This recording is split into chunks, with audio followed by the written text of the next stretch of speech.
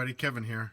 So what I'm going to do today is I'm going to show you guys how to start your car with a dead key fob. So to prove this works and how it all actually happens is I'm actually going to remove the battery from my key fob. So basically I opened up my key fob, and if you don't know how to do this, I'll have a video for you. And basically that's it. So here's the battery. I'm going to pull the battery out.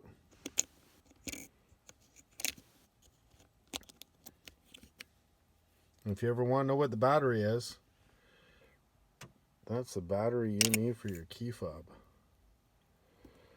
Okay, so I'm going to put this back together, and I'm going to keep showing you the whole time I do it so you guys can actually see that the battery is out. And then literally you just take the key fob, and I'm going to show you the car doesn't work. So I have the car. I'm going to push the start button. Right? And so we'll see what comes up. No key fob detected. Okay. So if your key fob's dead, you'll have this all assembled. But this literally is all you need.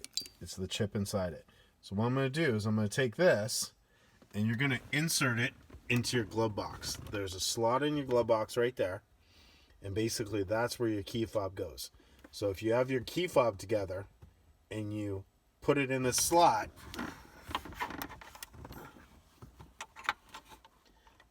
so it's now basically I've just stuck the card in, right? And then you're going to come over, put your foot on the clutch, and hit the ignition, and your car will start. All just using the chip.